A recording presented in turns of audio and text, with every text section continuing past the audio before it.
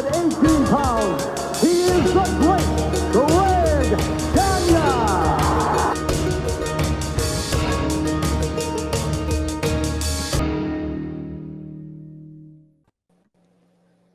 What's up, everybody? This is Dominic DeAngelo of OneTrueSportTV.com and FourHorsemenNetwork.com. We're live here today. It's not Magnum TA and Greg Gagne. It's just Magnum TA today. Magnum, how are you, man? It's good to see you on Tuesday. We're going to talk a little bit of pro wrestling, some Monday Night Raw, and get a lot of fan questions in here, hopefully. So, but how are you this week? Man, I'm doing great. In the starting to get in the holiday spirit a little bit, and getting ready for the end of 2024, which I personally would be glad to see in the rearview window, and look forward to what's coming down the pike in 25. Absolutely, and you think about the wrestling year overall, and it's been a wild ride. Like in comparison, and we'll talk about that a little bit, and we were talking a little bit about that off air too, of how big of an impact that WrestleMania season felt last year, and what WWE can do to kind of rekindle that as they head to a Netflix deal, and as they prep for like a new era when it comes to WWE yet again. And so with these new TV deals, both for SmackDown and USA Network, and like I just said, Netflix. So it's going to be an intriguing year to talk about, and maybe too at the end of this year, maybe our last show of the year, we can do kind of like a best of like award ceremony almost, where we give a wrestler of the year and a feud of the year and stuff like that. And great idea. Idea. Yeah, might be pretty fun to do. So, but guys, if you have your questions, get them in. Be sure to ask away. We'll be happy to do it. It always helps if you use the super chat. It helps out the show and gets the word out about it. But be sure to like, subscribe, whether you're on OneTrueSportTV.com or you're on FourHorsemenNetwork.com. It's a double header today, by the way, too. So Magnum's leading off. He's the leadoff man. He's Juan Pierre back in the day for the Florida Marlins.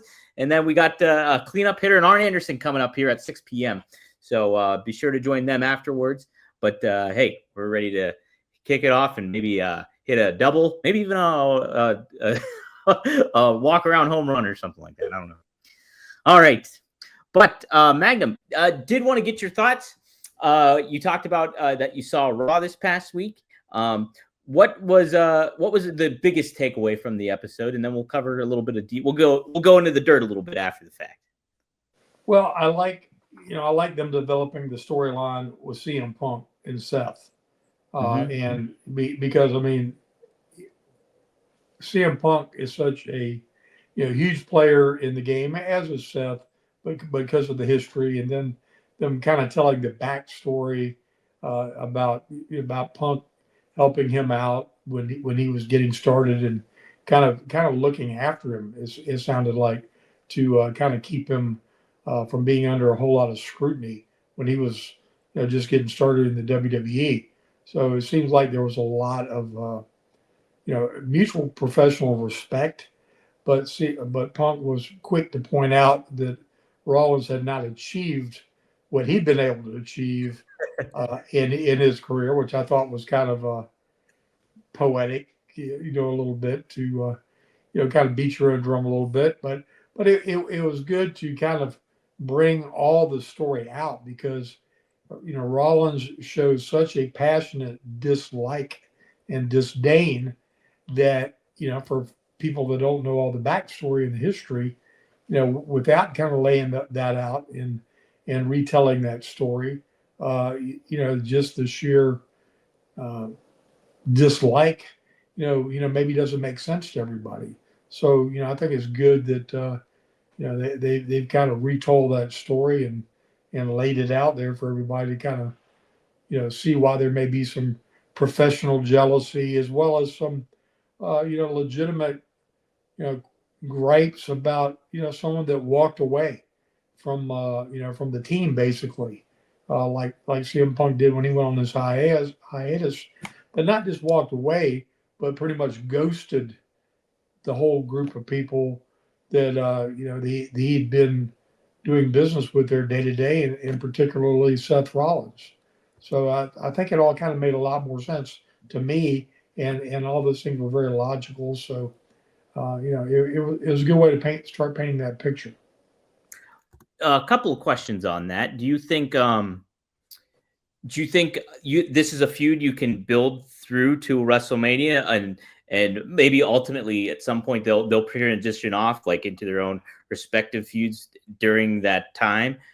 And do you also think this is a signification of a heel turn for Seth Rollins? I don't know. I don't know what it's signifying or what it's pointing towards because I don't know where they're going. They've got to get, I mean, Gunther carrying the belt, doing what he's done with all that is great, but they've got to get some mileage and some really serious feuds going on, in my estimation, with the titles, with the belts, whether that means, Cody re-upping with Roman, for the next dance without interference and, a more, an opportunity for maybe Cody to turn heel, whether it's that. I think they've used the vehicle to elevate Gunther, and it's time to get something going that's either going to turn him babyface and him getting a big back and forth with someone that gets that title away from him, in a chase or something. But right now they just aren't getting everything out of all their chess pieces. What I did like about what you were saying with Punk and Seth is like, Punk basically called him a backup and he's the starter.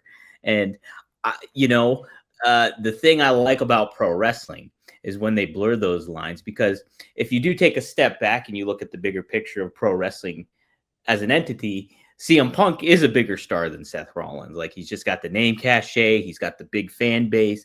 Now, Seth Rollins has the chant that comes out when he hits the crowd and stuff like that. And he's extremely talented in the ring and amazing. But I like that too, because that creates that, and whether it's fabricated or not, it creates that kind of tension between one another that can really set some fun and engaging stuff up on, and sets both guys up to speak with further conviction about how they feel maybe about one another. So I think Seth needs that rejuvenation because he did so much to build Cody up to get Cody ready for Roman. I mean, yes, he did the favor, and then the favor. I mean, he was just the ultimate, team player to not only get him ready, but then also be an integral part of, the great big craziness that all took place that was WrestleMania, that saw Cody come out with a win, but Seth was, certainly an assist, in making that a world class event. So, Seth's talent can't be argued, but to CM Punk's credit in pointing it out, I mean, CM Punk elevated himself to a level that was a la The Rock, a la Stone Cold Steve Austin, John Cena. He was in those sentences and in that genre, which is a level above. And maybe this can, at this stage in Seth's career, bring him up yet another notch, because he certainly, isn't at, as far as his work, his interview, all that, man, he's all that. He just needs to be in some strong angle, like back when they gave him the mega push, and he was going out there doing 10 minutes of mic time and built the whole company around him. And then he went out there and blew his leg out, and was gone, and came back. But he kept recreating himself and exhibiting just a masterful amount of skill and talent, not only in the ring, but his mic skills and his timing is just totally, impeccable. So, I'd love to see that, that game come up. I mean, he's still, to me, it should be in that, he should be in that world champion mix somewhere.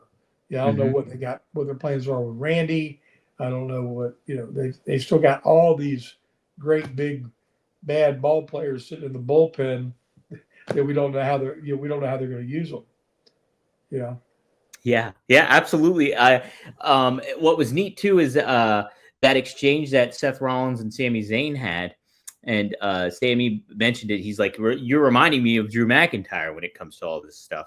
And you look at it, and yeah, they set that up really nicely because Seth is becoming obsessed to almost to a level that Drew McIntyre was with CM Punk, and it's kind of furthering that, but in turn, it's also furthering showing, and then Sammy and Seth kind of ended things amicably, but Seth's going to go on his own route, and it seems like obviously Sammy's has a beef now with Drew McIntyre. And what do you think of that feud going on? Do you think that that's something that can be viable and something that's worthwhile?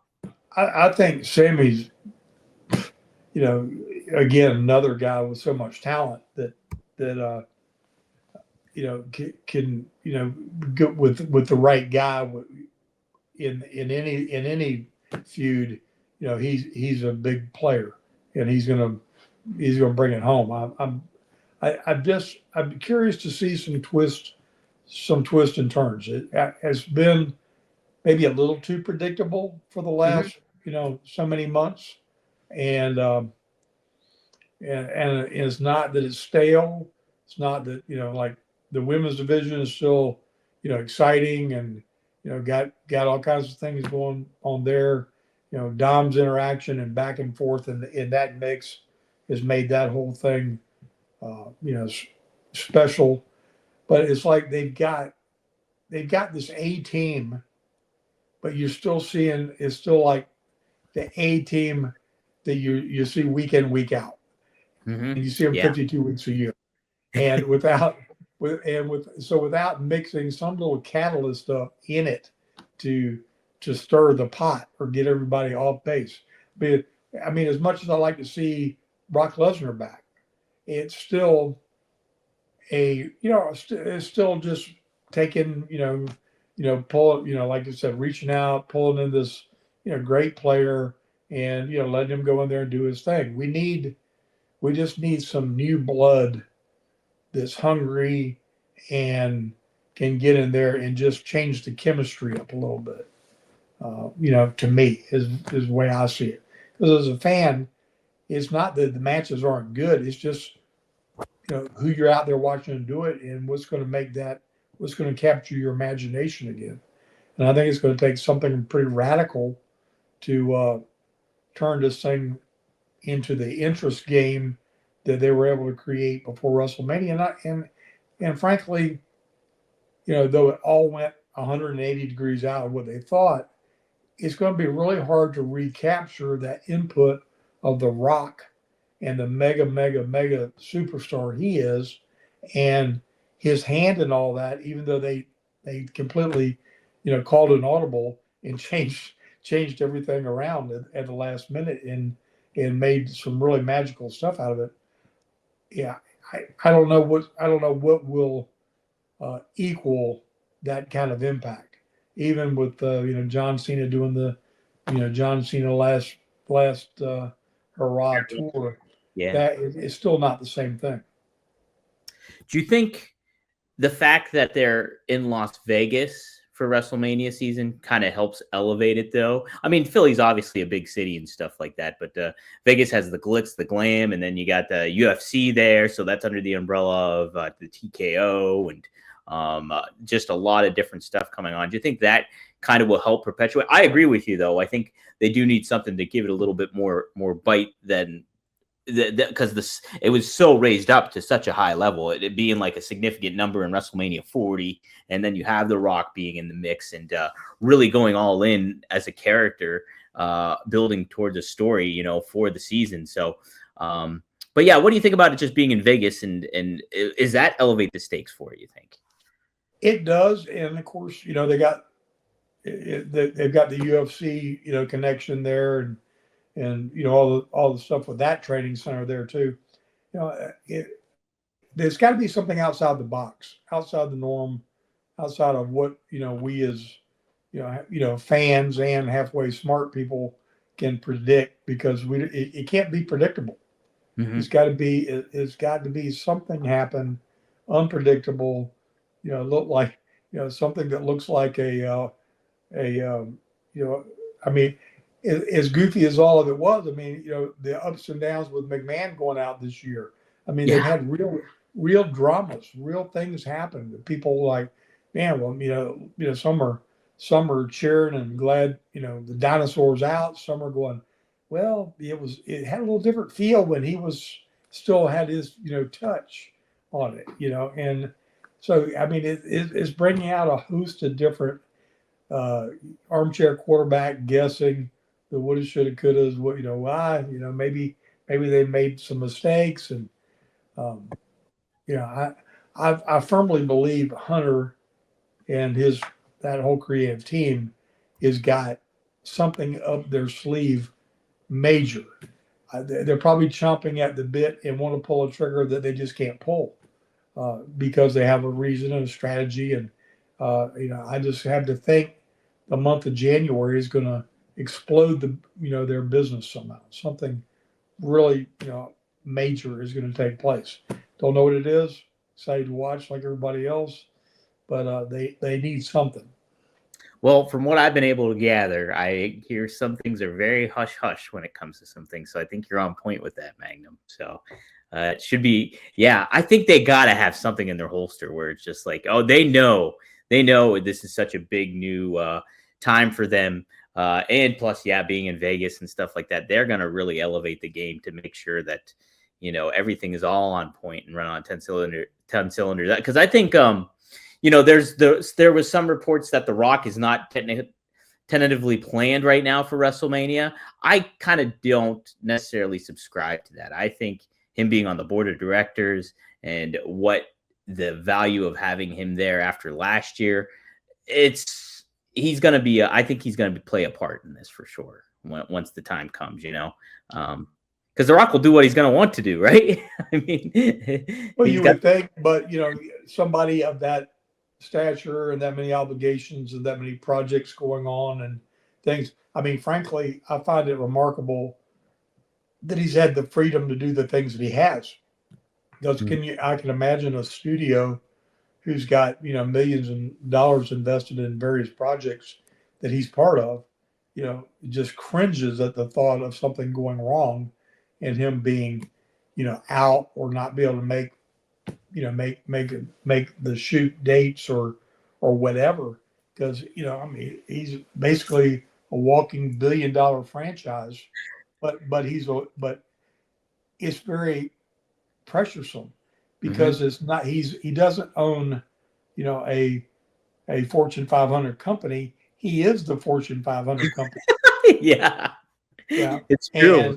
And that's a little scary in that, you're and there's nothing one dimensional about him, but there is only one of him. So, they've got to, somebody's got to be a little bit protective of that, I would think, and how you go about, using that asset. Yeah, absolutely. Time will tell for sure. But I think The Rock has a little bit of carte blanche with him when it comes to a lot of what he wants to do and what he's capable of doing. I think, too, him going away from Hollywood and going back into the realm of WWE and pro wrestling, I think kind of in turn, like really elevates him to a level that makes him all around, like, because I think him coming back, the fans can show appreciation for him coming back, whether he's in a heel role or a babyface role. And I think that just elevates hyou when he goes back to Hollywood, I think sometimes. So it'll be interesting to see what they kind of do with him moving forward. But do want to give shout out to some folks in the chat, ATF Media. We got Triple E here. We got CB here. We got Eddie Prather here. Little Patty's in the house. We got Instagram, a wrestling historian. Guys, if you haven't yet, be sure to like the video, whatever channel you're on, but be sure to share and subscribe and get the word out. CG Artis, I see you in the chat as well, too, so thank you. I am starring some questions, so feel free to get some in and use the super chat if you really want to get your question definitely answered on here. Also see Stamps in here, so shout out to him as well. You mentioned Gunther earlier on, Magnum, and they kicked Raw off with him and Finn Balor. Did you get to see that promo segment? And Gunther was actually quite the babyface in that. Yeah, and he's quickly, is quickly being pulled in that level of perception Mm-hmm. because he doesn't lie, he doesn't cheat, he doesn't do cowardly things. There's really nothing he does besides being, can be arrogant that makes you, want to dislike him. And he's not even in his arrogance. It's usually something that he's saying that's pretty profound because because he delivers some really, key shots at people. I think it would be such a minute shift, just to change his lane, very, very, very easily because he's just so capable, all the way around. But so yeah, Really? I did see that, and I like the fact that they've got, they're keeping everybody in the mix. So like, it's not just one person vying for that championship. There's multiple people want to have it kind of in their sights, but Gunther he can he can point out somebody's shortcomings without making them look like they're not a contender, and it's kind of a unique ability he has to communicate, different.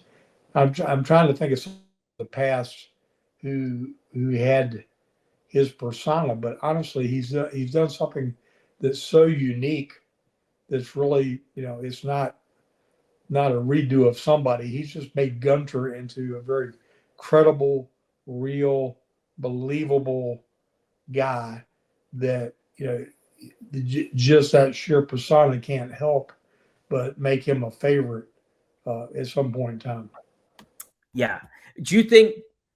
I mean, I was almost thinking when they did that, I'm like, okay, he's going to be the baby face in this role, building up to Saturday night's main event, which we'll preview here in a little bit. But I think afterwards, I would assume, and obviously I don't know, but I would think that they would pivot him back to being a heel. But because you always see that sometimes in the past when they ultimately turn somebody, there's almost a little tease starting off, which like they show the babyface potential of somebody like that, and then it gets the fans wanting, oh, I do want to see Gunther turn babyface at some point. Do you think there's more mileage in him being a heel than in comparison to turning him a babyface, say at this point in time?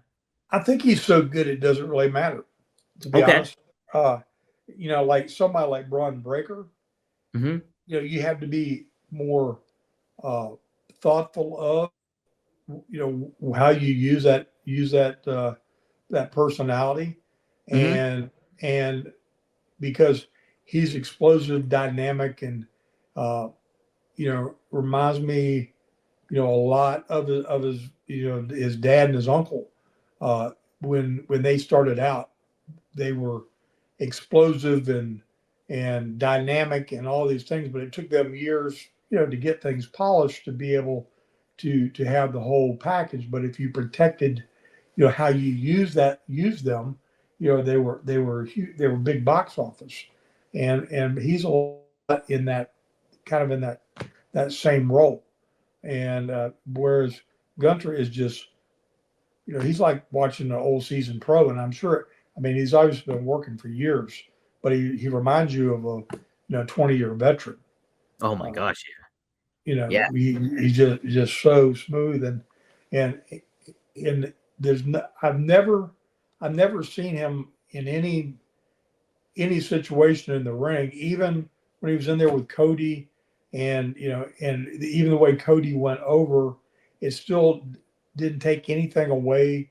That the finish was so just well thought out, like an old Pat Patterson finish or something. Man, it was brilliant, and where he basically locked himself in putting Cody in a hold when Cody did that flip back over when he had him in the sleeper. He had his own hands locked and couldn't let go. Yeah. He was like a Chinese finger. He trapped himself, Mm-hmm. and but it did. The show of respect and things that he will do along with that persona. He's just not a nasty heel. He's not a Tully Blanchard who was just nasty. You wanted to kick his ass kind of heel, no matter who you were. Absolutely. And so that that opens up just countless possibilities here. Yeah, Gunther's almost got that Nick Bockwinkel heelishness to him, where he's like condescending and kind of wiser almost, but still kind of that like, legitimate ass kicker too. You have, I feel, he's got a lot of that. And I was thinking that same comparison earlier too. But the thing that's even better yet is that he's got that raw, hard hitting Johnny Valentine, making you believe, kind of in ring motion, that what he does is very simplistic for the most part. It's not high energy, work yourself into a frenzy doing spots. It's just solid, thought out, mechanical. I guess how he got the name the Ring General, because I'm sure he's thought about the psychology of wrestling, 24/7 for the past umpteen years, bringing himself to where he did. And I think he's just a great story, because when you looked at him before he dropped all the weight, he was obviously a good performer even when he was 60, 70 pounds bigger, but he's just like a lean racehorse, raw bone, classic European looking kind of guy now, that all the way back, odes to Fritz von Erich and just different guys that had that look, and weren't great big muscled up guys, but they looked like they had their fists were concrete blocks. When they hit you, it hurt. Yeah. In which I could argue, I'm sure it probably does, because I've seen the aftermath of the guys that've been in the ring with him, and he certainly knows how to lay it in. How about that?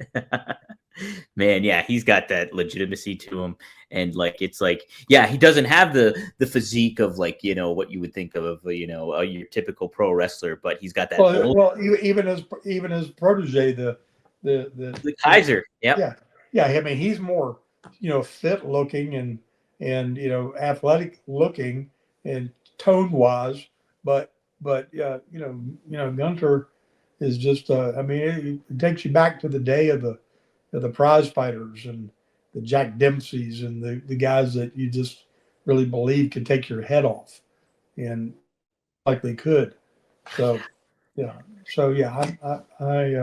I'm a fan. Yeah, me too. Big time.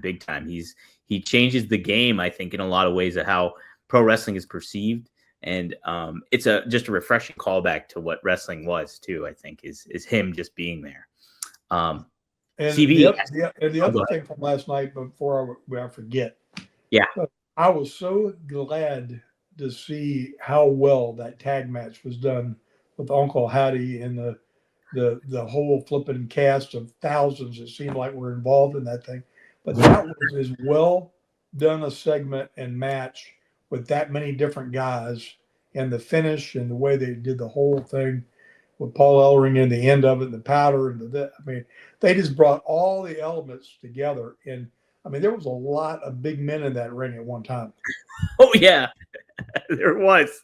I mean, and that's what I liked, Magnum, is so, and I said this on my other show too, Rumor and Innuendo, that I was yesterday, I was saying this to preview Raw. I was like, well, I hope they don't job out Final Testament right now to Wyatt 6, because I think there's a lot more legs you can have with these two factions with one another. And thankfully they didn't. They had Karrion Kross pin Uncle Howdy. And then I was also saying, and they also need to get Paul Ellering more involved. And maybe even have him be a voice, because he's a great promo and everything like that. And sure enough, they had him throw the salt to the eyes. And, we're off to the races now with this. I really liked it too, Magnum. I thought it was great. No, it was just well produced, well thought out. Nobody looked like they were lost at any time. And with that much going on and that many people, that would be very easy to do. I mean, really. I mean, that is a lot going on with a lot of, like I said, big fellas. And the whole thing was really, really good. Really well done. I'm proud of all of them, because I know that you've got a mixed match of folks there that don't have years of experience working with each other. So it was cool. Yeah, it was very, very cool. Do you see a higher ceiling too with Final Testament overall? Like, do you think there's much more you can do with them as a faction and continue to build them and make them I feel think like the imagination is only limited to someone's imagination. I think those guys are as credible as anybody you could want to see in the ring, what they can do. And now they've shown their timing. You can lay out a game plan for them and they can execute. So when you mix the girl in with who's like, she's got a whole nother little nuance and act, and I mean, she is a value add into the deal and isn't just somebody there just because. I yeah, mean, yeah. she knows how to work it, and can work herself if we're given the opportunity. So, and oh my goodness, so who's the girl that had all the face paint on? The Nikki Cross. Nikki Cross was that was one of the most terrifying looking things. If it was a dark night and I saw that coming down the sidewalk, I don't know what would happen. I might just go on up. That might take me out because she was the scariest looking creature when she looked back over her shoulder and she was there. It was like something out of a horror movie. 100%. I think she's the scariest looking persona that WWE's ever had. That's more than the Fiend. I think it's more than anybody that they've done. They did a really good job with her. Yeah, and she embraces it. She jumps up on, comes off the top. She'll sacrifice her body to the wind. She doesn't care. And she is just, whew. She's like daggling The Exorcist on steroids. Right. Yeah. Absolutely. Oh man. Yeah, that was great stuff. Also wanted to mention, man, you talk about Dom Mysterio gets all that kind of heat. Well, I think the New Day got some new kind of heat too, big time. Holy smokes, that was really something right there, Magnum. What did you think of all that in the execution of building New Day? I think they're like you said, you blur the lines of reality, and they're doing, and it's so funny because you got three men of color doing something to each other that could never happen outside of that group of people, right? So this brotherhood that they had, allows them to really, flip the script and be absolutely horrendous, about something that was a shoot. So that when you take somebody that broke their neck through no fault of their own, and to his testimony, what a flipping beast of a specimen he is. I mean, he still looks like $1 million, but the things that they threw out there are just brutal, just literally brutal. I'm glad they interjected Cody into the mix of that, and the world is just wanting to like biff him in the back of the head for turning on Big E like that. So again, they're getting things where they can get under people's skins and get that story kind of going, and you can definitely follow it. You don't have to wonder who doesn't like who in the WWE. Is Ray Charles could see where the problems are. Who doesn't like who? There's the clear distinction for sure. Definitely. Yeah. So yeah, I'm like I said, they really vested the time in telling, not just having people talk for the sake of talking, but really setting the stage for some things to come. So, kudos to them for, investing in the story, because that's what gets people intrigued to want to see the contest. Yeah, well, it definitely. And yeah, it gets you excited too for Saturday night's main event. We had Sami Zayn reveal that he'll be facing Drew McIntyre at Saturday night's main event. And then we also have just a stacked card when it comes to it. We got Cody versus Kevin Owens. We got Liv Morgan taking on Io Sky. Oh my gosh. The triple threat match. Gunther, Damian Priest, and Finn Balor are also on the card.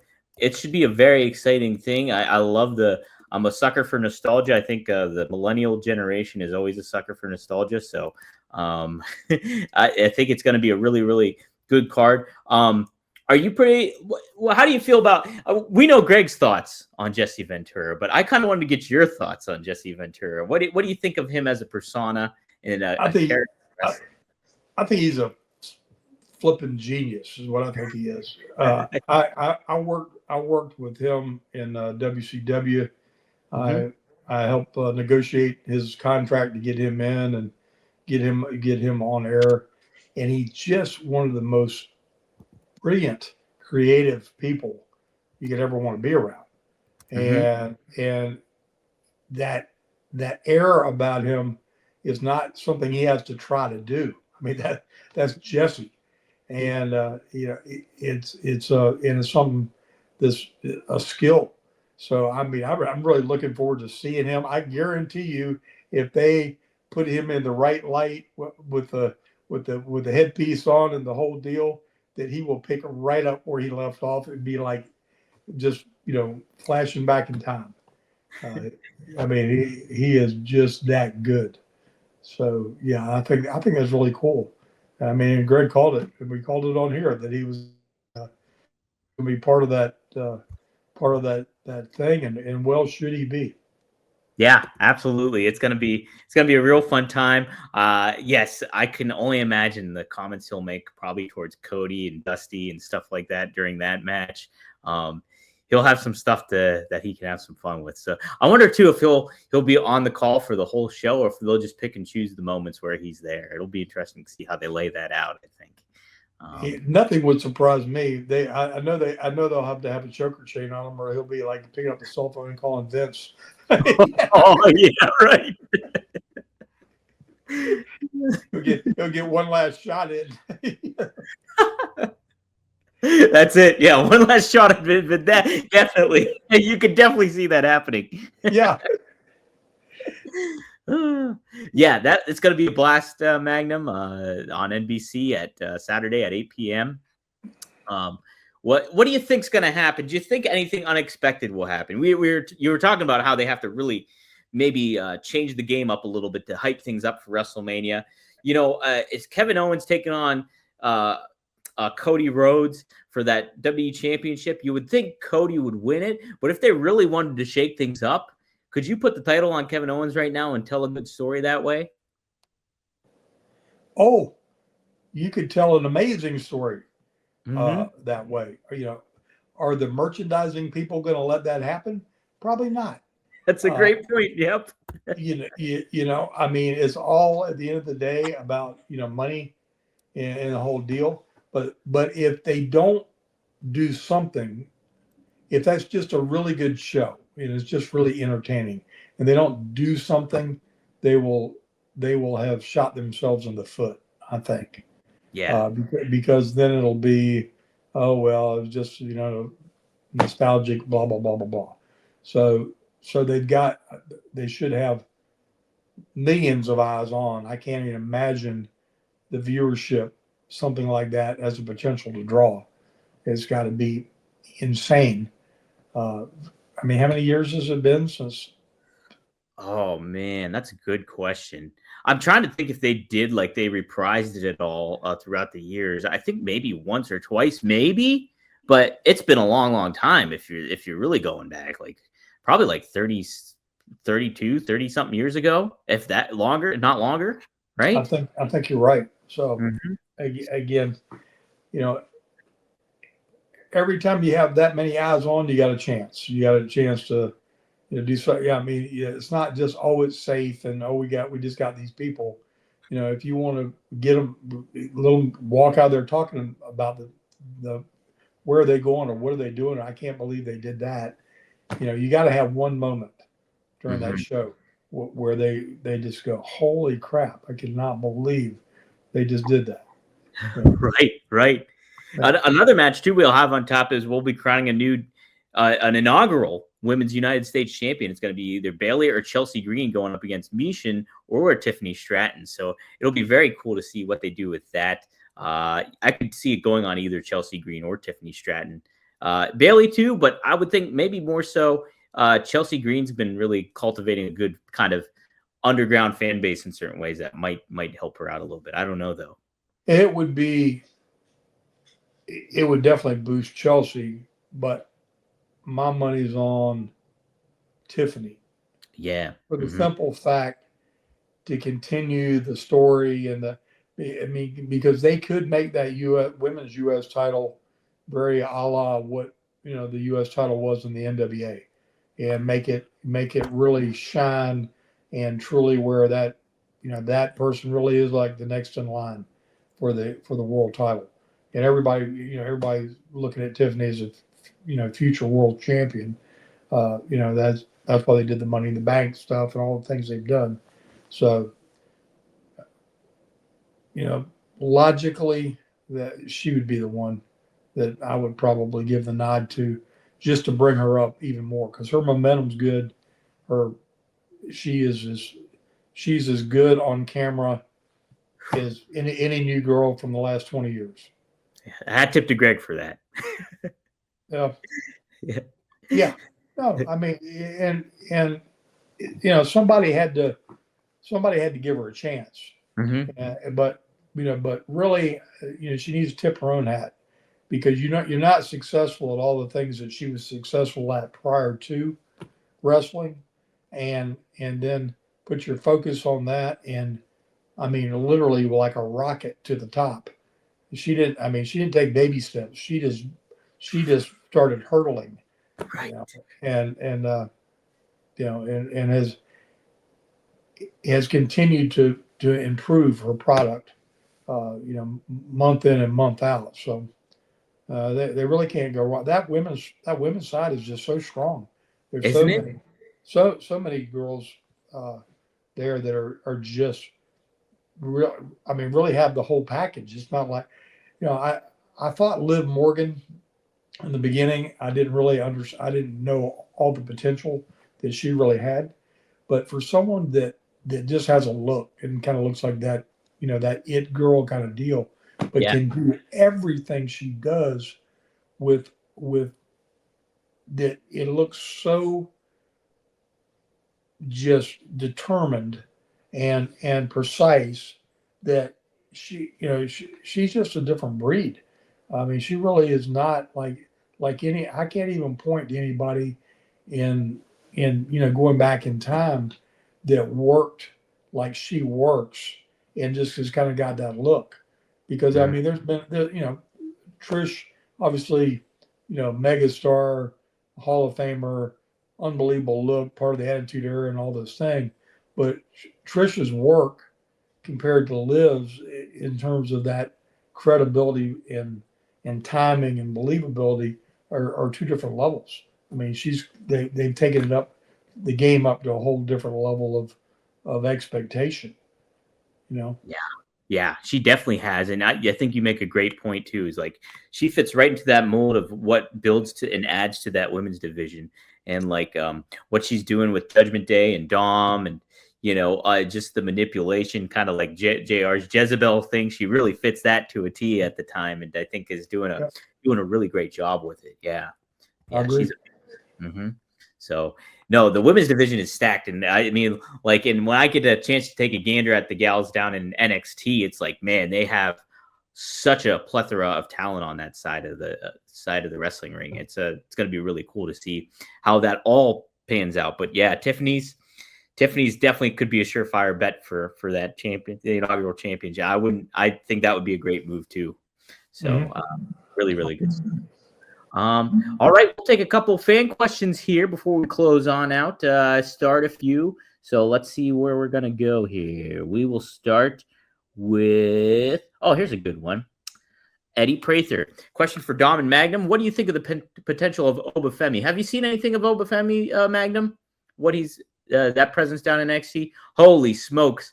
I'll have to send you a link to him, because man, he is gonna be big time star, figuratively and literally. He was the North American champion. He just lost to Tony D'Angelo down there a little bit ago, the North American championship.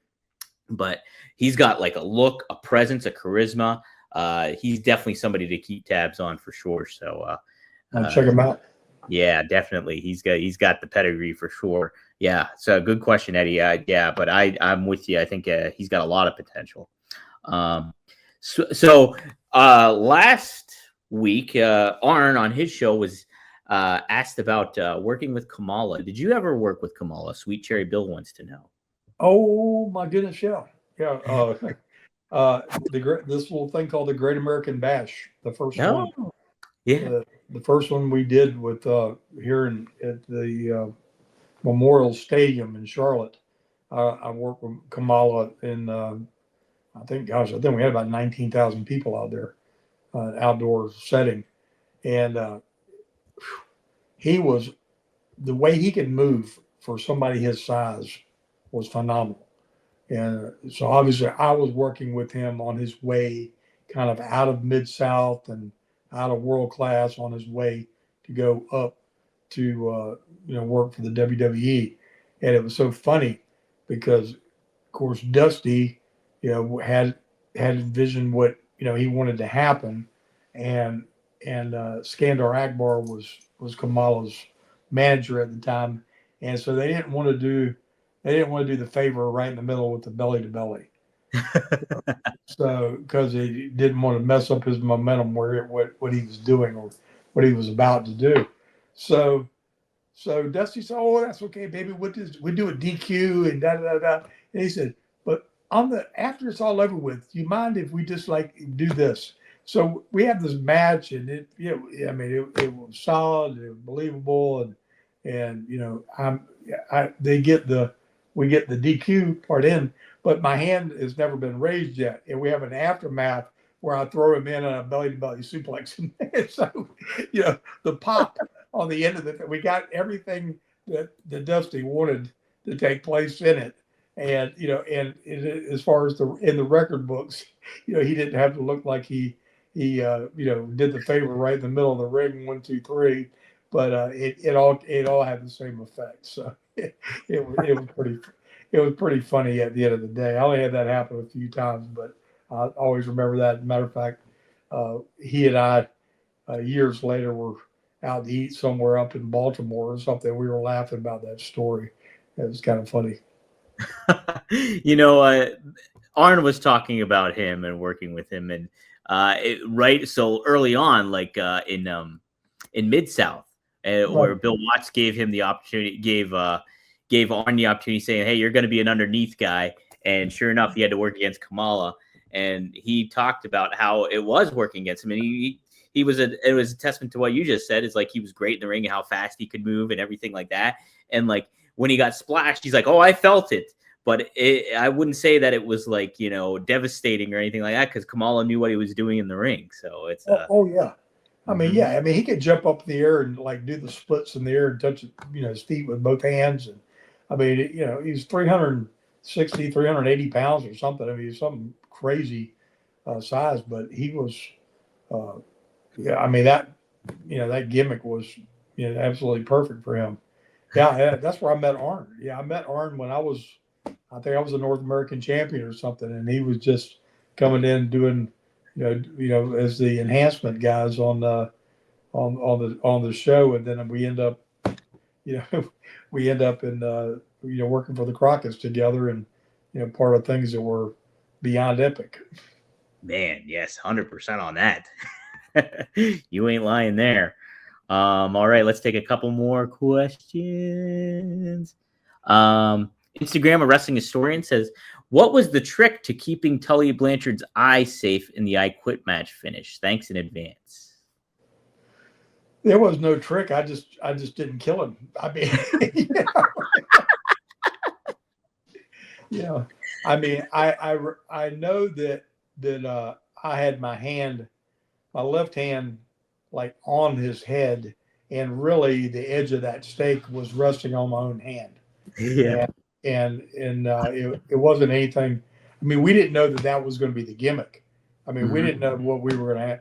That thing was so not planned to have turned out as absolutely, horrifying looking as it did. And were it not for the fact that, Baby Doll threw the chair twice. She threw it the first time and didn't make it. Oh, because she's standing on the floor, and that cage is, is up there. Right. And it wasn't a gimmick chair or anything. And she was just looks on the ring, and they're supposed to find something, and she hit that thing, and it made it within about 1.5 feet, 2 feet, and came back down and hit the floor. And she tells the story. She said, "I knew Tully was going to kill me if I didn't." And she said that next time she threw it more, she cleared it, like a pole vaulter. And when the thing hit, it actually broke in the ring, and it had a hinge, which revealed this big, just like some of you drive through a vampire's heart or something.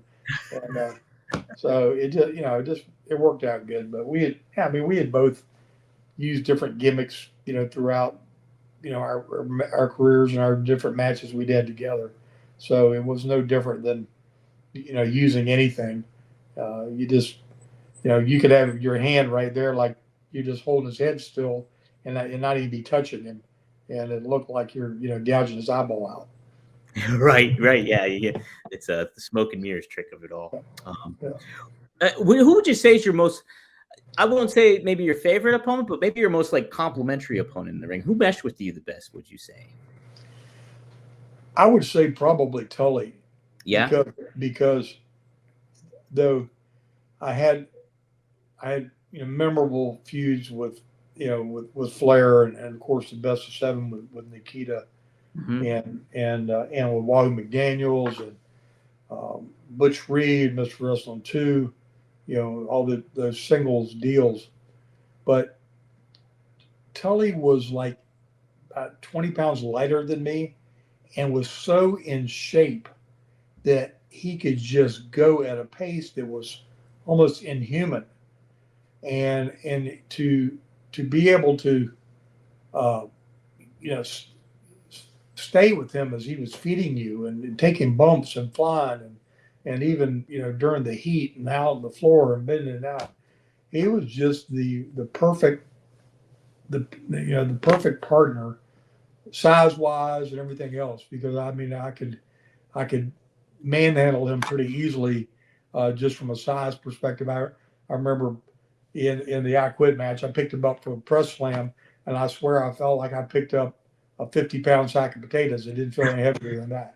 I mean, it's just he went up, and I threw him up, and honestly, I could have thrown him probably up over top the edge of the cage. He went up so easy, and he's just this amazing athlete that, and with just unbelievable timing, and it still amazes me to this day that what he and I had was his only real singles spotlight of what he could do as a singles. And predominantly he's known for his tag matches with Arn and the Four Horsemen and all those things. But had he stayed in that persona and with Baby Doll and that deal, he would have been one of the most amazing world champions of all flipping time. Because people wanted to kill him. I mean, just absolutely, and believe he was in their eyes, they're thinking, well, he's out there with Magnum, and Magnum's killed him. I could probably beat him up. Well, no, Tully was 220, tough as flipping nails, and could go. And they would, but you've got to be able to think that about a heel, to hate him, to actually think, oh, if I can get my hands on him, you wouldn't think of that about the Road Warriors. You wouldn't say, oh, I want to get my hands on him. I can take those guys. No, I just do not. Just shoot me. But he had that thing, and so it just really, it still kind of baffles me that he never got the run that he could have had, in my mind, because his interviews, like I said, you just wanted to. Such an ultimate like chicken shit heel, like shit stir kind of guy that did like you don't get too many anymore. He was so good that Baby Doll to this day thinks we hated each other. We were trying to kill each other. She was so close to us, watch us work. She thought we were just absolutely hammering each other, trying to kill each other, and I still can't get it through her head that, were we trying, it wouldn't have lasted 30 seconds, and somebody had been in dire shape. As horrendous as that looked, it could have been a lot worse. Could have been a lot worse, right? Yeah. Holy smokes. Yeah, that's a great one. Oh, man. Yeah. You got to think. You two are synonymous with one another in a lot of ways. So, all right. We'll take two more here. Wanted to see. Stamps asked this. Magnum, what are your thoughts on Rey Fenix, what he said online, and if you heard about it? Have you heard about this, the Rey Fenix comment? So I've got bits and pieces. So is he saying that he was injured or something, and there is something, the way it was handled was less than professional? And what? So, yeah, you kind of have it down for the most part, I would say. Yeah, so he was hurt for a good amount of time in AEW, and he happened. So the first tweet he made was on December 7th, so 3 days ago. He says, "No one stays in a place where they received inhumane treatment." And then he left it at that. And so that got a lot of buzz. It got like 23,000 likes. So much, it went pretty viral for wrestling Twitter. And then 2 days, on December 9th, 2 days later, he said, "I needed a doctor and you ignored me for months," and just left it at that. Nothing else. Don't know how much of those comments kind of get lost in translation when it comes to like what he wants to say, because inhumane's a little harsh to say, but well, if you're the one that's hurt and you're not getting the support that for the place that you were serving at the time, then it could probably seem pretty inhumane. Sure, yeah. But there's always multiple sides of the story, and as everybody is brutally aware, we're not huge fans of the whole genre, aside from the fact we're thankful that there is one. Mm-hmm. There is a plan B for all the people gainfully employed there. I'm very thankful for that. But nothing, you want to jump and think the worst because something about the operation pisses you off. But I can't imagine Tony Khan's group purposefully, doing something to leave somebody hanging out there suffering, or whatever, and not being able to make that right. See, it would have to have the flavor to me to be some massive miscommunicated thing that went south and kind of took a life of its own. That's kind of where I'm leaning at too, because there's part of the thing too. I think he's upset that he's kind of being froze out of leaving the company because of their tacking on his injury time that he had off, so onto his contract. So he's just kind of hanging in purgatory right now when it comes to what he can do as a wrestler right now, and that's nothing unless they put him on a television. Now, is his partner free? I think Penta's either very close to being free or is free at this point. So he's the one. He is the one that got a major run with somebody in his back pocket, because he's one of the most entertaining somebody that works that stylization. Nobody's got better timing than him. No, you're 100% right on that. And the look and the attitude he brings, it's like, that's what's so head scratching about like the time in AEW is like, man, you could have made him such a big star, like marketed the masks to sell, done everything like that, and they did not do anything. Like they made them the two tag team champions at one point, but other than that, that was it. And it wasn't for a long run that they were that. And to follow up, it says, I'm reading something, Pro Wrestling Finesse, not very, I've never heard of this site, but they say Penta is officially a free agent. He's no longer in the AEW roster page. So the assumption will be he's definitely on his way to WWE, I would think. So yeah, I hope so. I mean, yeah, he will make things exciting. Yes. Quickly. Yes. You know what, Magnum? He's somebody you could insert too on the way to WrestleMania season to kind of shake things up and shock the system a little bit if you really want to. I mean, you would have to argue aside from Rey Mysterio, that there's no masked man in the last 10 years that's in that same bubble and space of what they bring as far as a multi-dimensional. I'm not talking about just flip-flops and flies. I'm saying he is a showman, but understands the psychology just so well. Yeah. Yeah. Yeah. So, yeah, I mean, if you could sprinkle some of that on Ricochet, daggone it, man.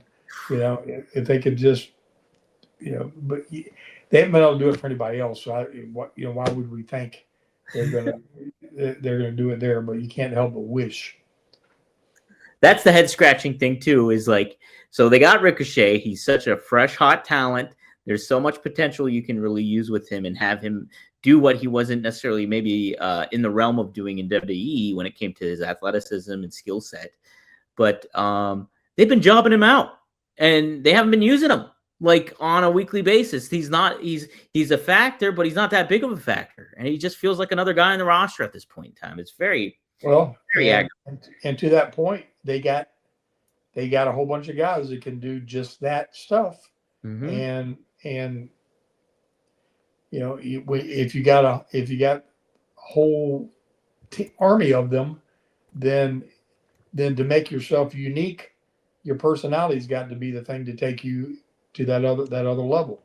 And that and Rey knew that. Rey Mysterio knew that early on. He learned how to connect to the people and to talk and get them to buy into whatever he was doing. And he was the giant killer. And gosh, I mean, I watched somebody was posting something about Lucha Underground. Yeah. And show, and they were talking about people that, like that was their peak, and he was Prince Puma. Yep. Ricochet was Prince Puma on that show, and man, he stood out even under the mask. I mean, there was, I watched him and Rey Mysterio work on that show, and it was flipping, it was amazing. And that was a little quirky, cult almost-ish type show, but there was people that created magic on that show that haven't been able to figure out how to create it elsewhere. Tyra Valkyrie.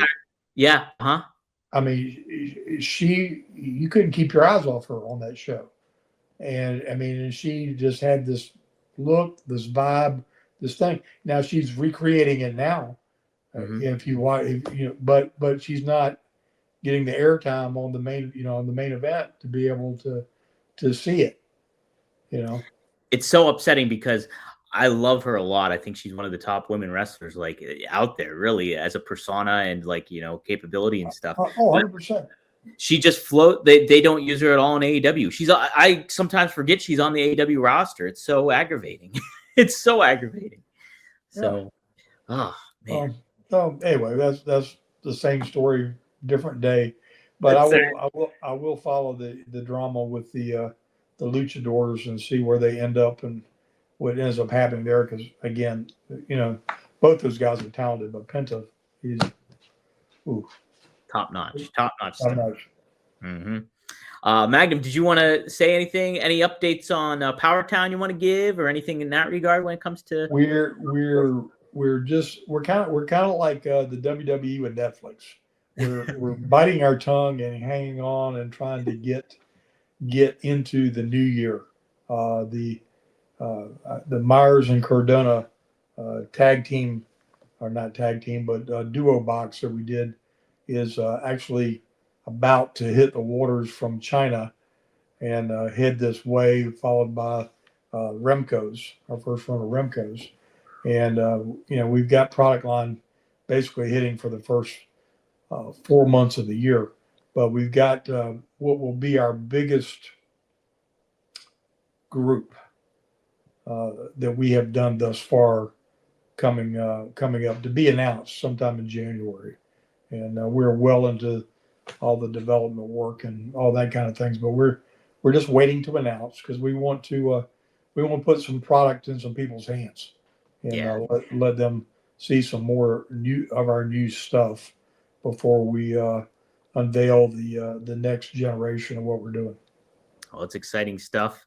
Love what's on the forefront for Powertown from the figure series line, but then you also, like you mentioned, the Remco figures and the Galoob figures I'm very excited for too. So should be a lot of fun for wrestling collectors and everything like that on the forefront. So be sure to go to powertownwrestling.com, bookmark that page, and keep your eyes peeled for what's to come here. As far as anything else goes, be sure to shop a little Magnum TA stuff. We got a whole lot of good merch on OneTrueSport.com for Magnum TA. We got the zip-up hoodie, the mug. We got a great hat on there. We got some T-shirts. Lots of quality stuff when it comes to Magnum and what he's been all about. So you can get some merch from the boss. So go to OneTrueSport.com. You can also do the same with Greg Gagne, who's we missed today. We get the mug, the Heart of a Champion, the High Flyer hoodie, the zip hoodie, and some T-shirts as well with Greg too. So be sure to go there, check out the collections. There's plenty of other wrestlers and talents we have on there, but got to give the highlight to the boss and to the facilitator, Greg Gagne. So appreciate everybody tuning in. As far as anything else goes, be sure to follow Magnum on Instagram at Magnum_TA. You can also follow him on X at The Real Magnum TA. You can follow me on Twitter at Dominic DeAngelo, or you can follow me on Instagram too at dom.d'angelo. Plus, you can follow Greg Gagne on Instagram at gagne.greg. So give everybody a follow. Be sure to like, share, subscribe to the channels, whether you're on OneTrueSportTV.com or 4HorsemanNetwork.com.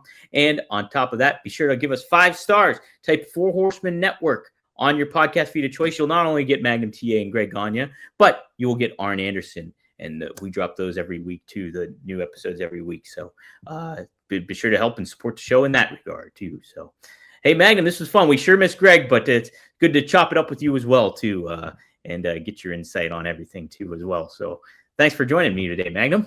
I enjoyed it, Dom, as always, and hopefully Greg will be back on top of his game next week. Yes. So shout out to Greg. I know he'll be we'll be happy to see him back in the mix. And thanks for everybody for tuning in. Appreciate everybody chiming in, like Magna, like CG Artemis, and everybody. So thank you all, and we'll see you next time here on Straight Talk with the Boss, Magnum TA and Greg Gagne.